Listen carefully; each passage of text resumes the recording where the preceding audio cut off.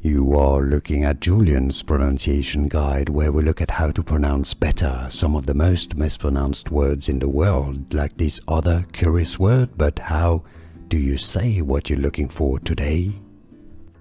We are looking at how to pronounce these words and more confusing vocabulary and biblical names included, so make sure to stay tuned to the channel to learn more.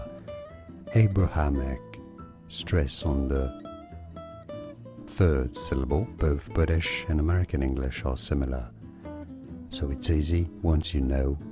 Abrahamic. Here are more videos on how to pronounce more confusing words and names too many mispronounced. Like this video if you found it useful. I appreciate your support. I'll see you soon and thanks for watching.